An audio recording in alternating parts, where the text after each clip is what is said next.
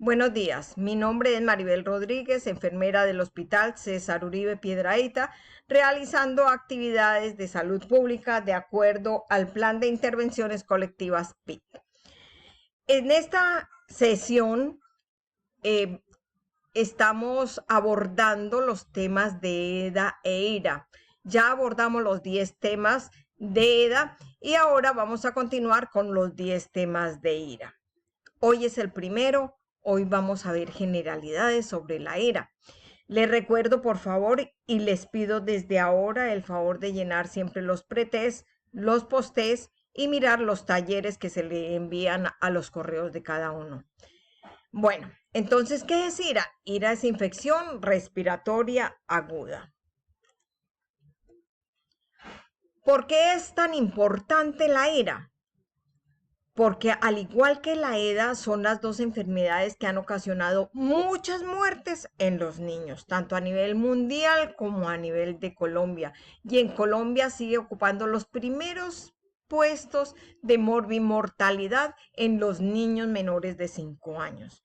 La bronconeumonía y la neumonía son de las enfermedades que se contemplan en IRA, de las enfermedades respiratorias,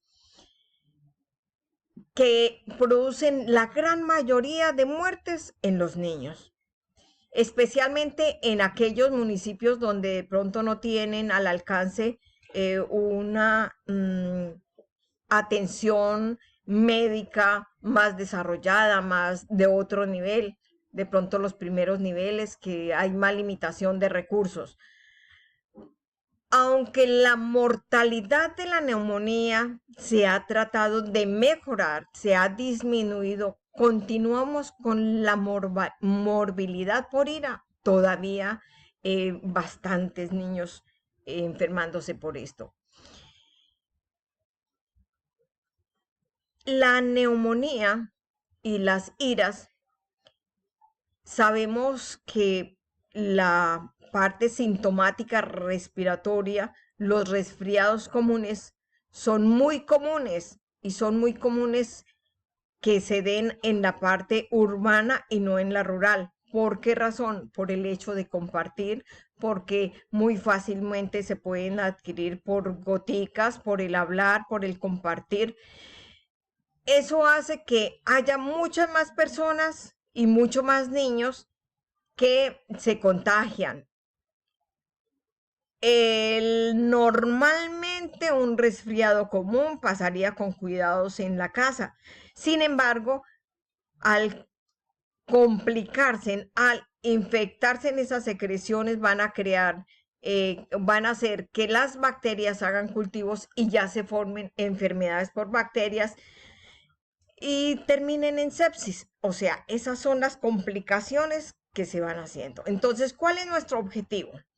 Entonces, nosotros como personal de salud pública lo que buscamos es poderle llevar a las madres, a la comunidad, una información y ustedes también, compañeros, que ustedes tengan, recordarles parte de esto que se maneja mucho para detectar las infecciones respiratorias agudas, brindarles un tratamiento oportuno y adecuado y disminuir las secuelas y las muertes. Si nosotros les enseñamos a las mamás cómo captar a tiempo o cómo manejar a tiempo una infección respiratoria, podemos nosotros también mirar que no se vaya a complicar.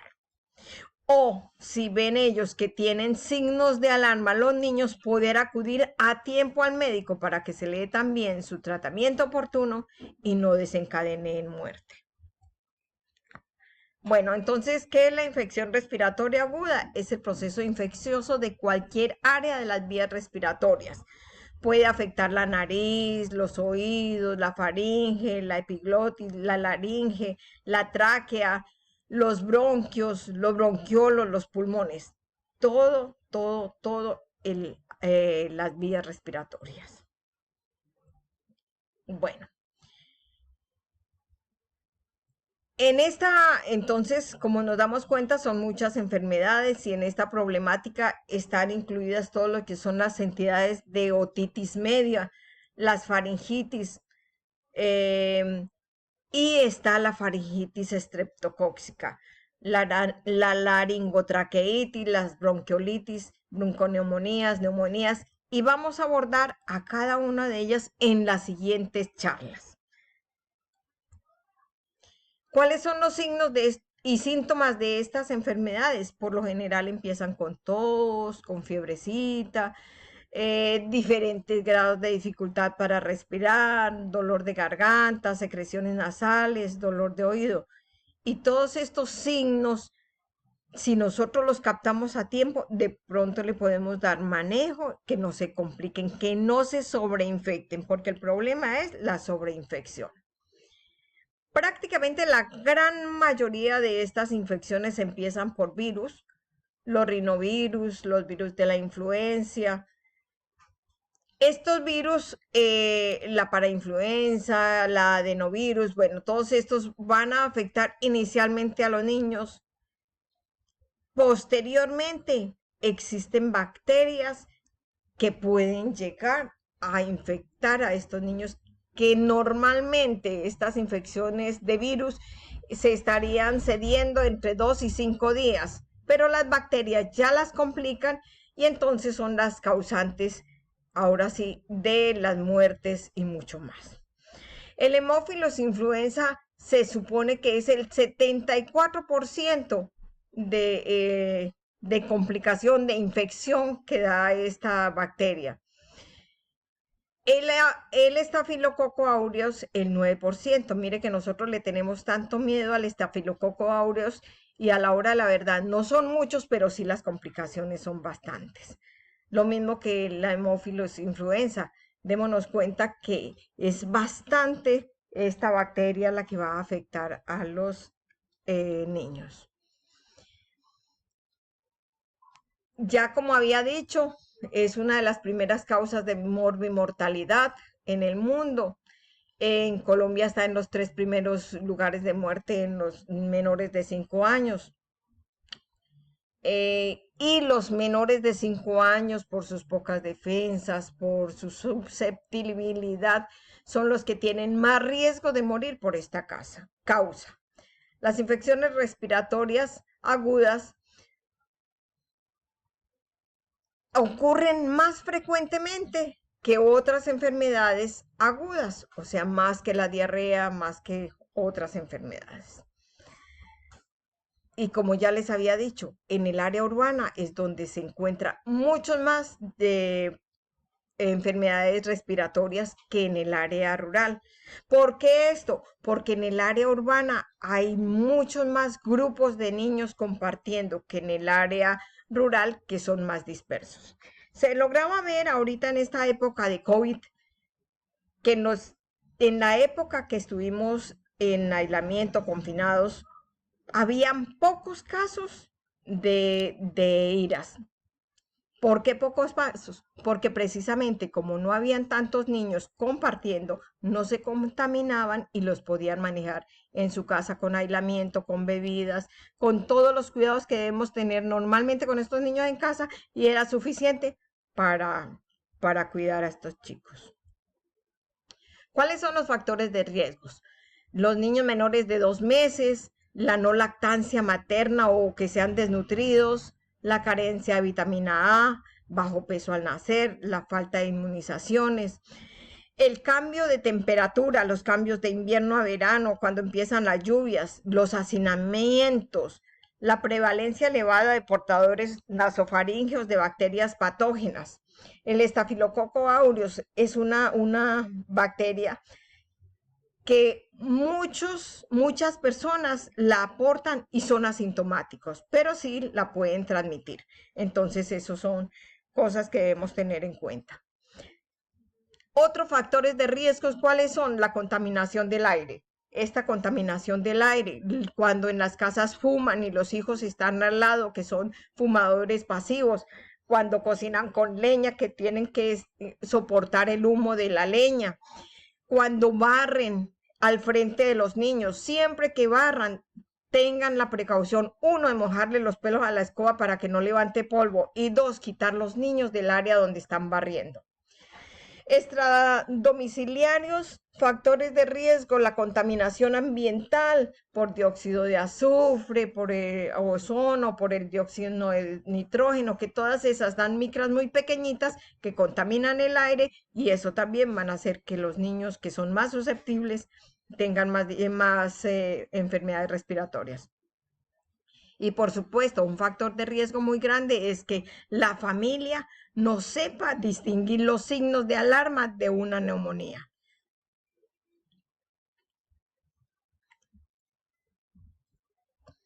Otros factores protectores, bueno, los factores protectores, ¿cuáles son? La lactancia materna exclusiva durante los 6 primeros meses de vida, la alimentación complementaria adecuada y de buen nivel de nutrición, las inmunizaciones, especialmente las vacunas del sarampión, la triple viral, todas las de la infancia y del neumococo, por supuesto. Las infecciones respiratorias agudas presentan una variedad de síntomas que ya los dijimos antes, ¿cierto? La tos, la dificultad para respirar, las obstrucciones nasales, el dolor de garganta. Cuando encontramos a un niño que tiene esta sintomatología o un adulto, lo ideal es separarlo de los otros niños. Lo ideal es que el adulto se ponga tapabocas si tiene que manejar esos niños. ¿Por qué? Porque eso va a evitar que los demás se contaminen. El niño puede contaminar a los adultos y los adultos al niño. Las características entonces de la atención del síndrome de síndromes clínicos, entonces las infecciones de las vías respiratorias superiores, ¿cuáles son? La otitis media, la faringitis, incluyendo la faringitis estreptocóxica, la laringotraqueitis. Y las de vías respiratorias inferiores son la neumonía, la bronconeumonía y la bronquiolitis. Las infecciones de las vías respiratorias superiores, la rinofaringitis, démonos cuenta que son una serie de virus y de bacterias que están afectando. Lo mismo la laringotraqueitis, la epiglotitis, la traqueitis. Y también las infecciones de las vías inferiores, la neumonía y la bronconeumonía adquiridas en la comunidad son bastante comunes en menores de 5 años. La influenza, démonos cuenta que es el 74% de las infecciones que tienen estos niños. Las neumonías nosocomiales están dadas especialmente por gram negativos y pseudomonas aeruginosa y se da en quienes, en niños de 2 y de 4 meses, o sea, tener cuidado con ellos a nivel hospitalario, porque fácilmente se nos pueden llegar a infectar. Las bronquiolitis, ¿cuál es especialmente el virus que va a afectar a estos niños? El virus sincitial respiratorio, que es el 80% de las infecciones por bronquiolitis. En quienes en menores de 2 años, de 2 a 6 meses, es mucho más frecuente. Ese es el abrebocas que hoy se tiene. Los invito, como les digo, para que contesten el post-test. En la próxima capacitación ya nos meteremos a desarrollar estas enfermedades. Muchas gracias.